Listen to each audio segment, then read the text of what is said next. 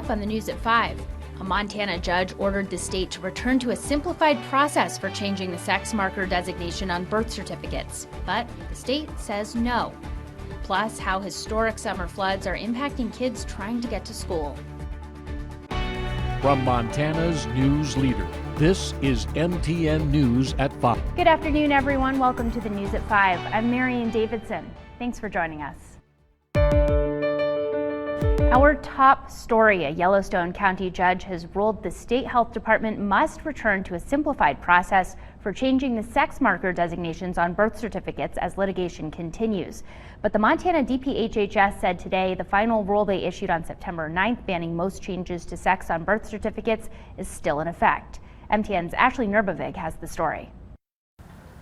I'm here outside the Montana Department of Public Health and Human Services, which appears to be preparing to flout a court order after a judge told the agency it needed to allow transgender Montanans to update the sex markers on their birth certificates. At a Thursday hearing in Billings, Yellowstone County District Court Judge Michael Moses ordered DPHHS for a second time to return to a 2017 simplified process for changing the sex marker on a person's birth certificate. In response, DPHHS Director Charlie Brereton said he wouldn't lift a new rule preventing Montanans from updating the sex marker on their birth certificates based on gender transition, gender identity, or change of gender. Dean McGee, a transgender man from Montana but living outside the state, said getting a birth certificate updated is what he needs to make sure there is no question about his gender. But it's kind of that one last thing that's like, once I get this done, there'll be no question.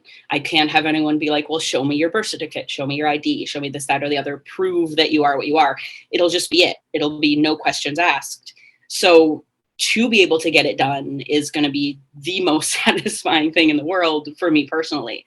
When Moses issued the preliminary injunction in April, McGee was in the process of trying to change his sex marker under a 2021 law, which is what the department is battling in court to uphold. The 2021 law required a transgender person to get a court order and proof of surgery before the state would change their sex marker. In contrast, under the 2017 method Moses ordered DPHHS to re-implement, Montanans just needed a form and an affidavit to get a correction to their birth certificate. When Moses first said DPHHS had to return to the 2017 process, McGee said he felt hope he'd be able to make the update. However, after Moses issued the preliminary injunction, DPHHS issued an emergency rule followed by a permanent one that blocked any path for transgender Montanans to change the sex marker on their birth certificate. It's a bit like whiplash. It feels like every time we get our hopes up about something, it gets smashed down. Meanwhile, McGee said that the ongoing legal battle between the ACLU and the governor's administration is causing a roller coaster of emotions for him. In Helena, Ashley Nurbavig, MTN News. The Montana legislature will not hold a special session this month to consider using the state's budget surplus for tax rebates. The Montana Secretary of State's office announced today that 53 lawmakers, all Republicans, voted to call a special session. That is short of the 76 votes needed. 23 Republicans and 29 Democrats voted against the proposal, and 22 Republicans and 23 Democrats did not return their ballots by the deadline. Supporters of a special session said the billion-dollar budget surplus shows Montana taxpayers have overpaid the state. They said some of that money should be returned immediately so families do not have to wait for help. They had proposed property tax and income tax rebates and paying down the state's debt. Now, this was the second time this year that lawmakers rejected a call for a special session. Railroad unions and companies have reached a tentative deal to avoid a strike. The Biden administration announced the consensus this morning. In a statement, President Biden said the deal would guarantee better pay, improved working conditions, and peace of mind around health care costs. The president also called the agreement a, quote, important win for our economy and the American people, unquote. According to an official from the Department of Labor, the deal balances the needs of workers, businesses, and our nation's economy. Negotiators originally had until Friday at 12:01 a.m. to reach a deal to avoid a major impact to the economy. The two railroad unions were fighting for more quality of life provisions to be put into the contract, covering attendance policies and vacation and sick days. The details of the tentative agreement have not been released.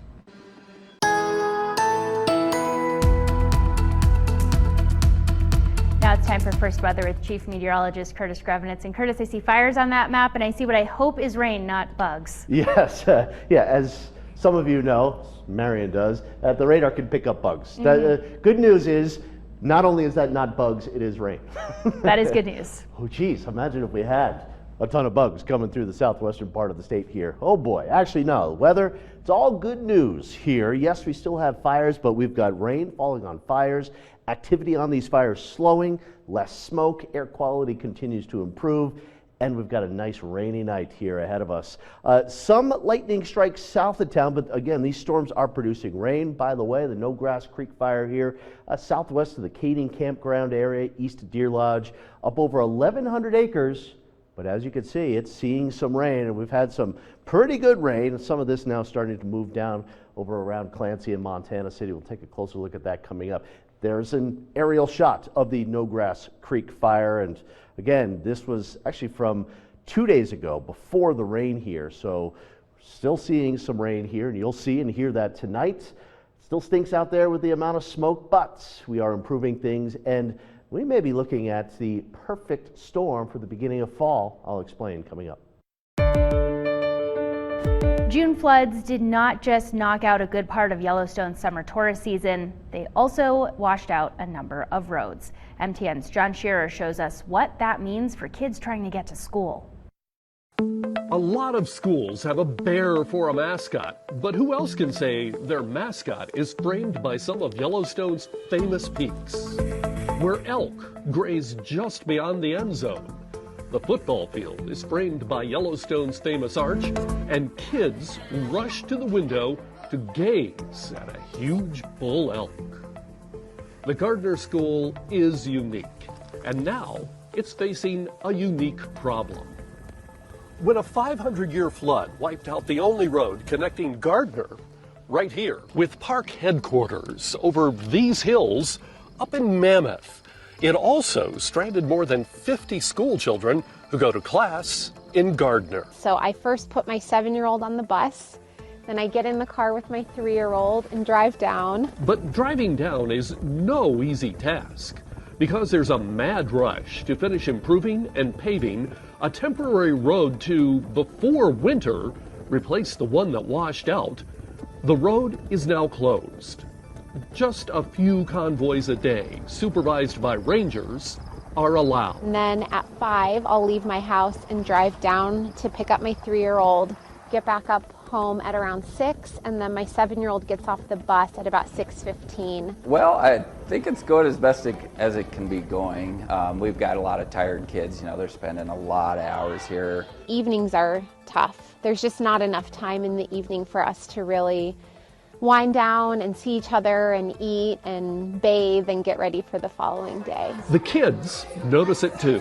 Yeah, it is kind of annoying sometimes because we have to wake up a little earlier. It's a different road, which is kind of way more bumpy. My job and my role is to make sure that the community need is met.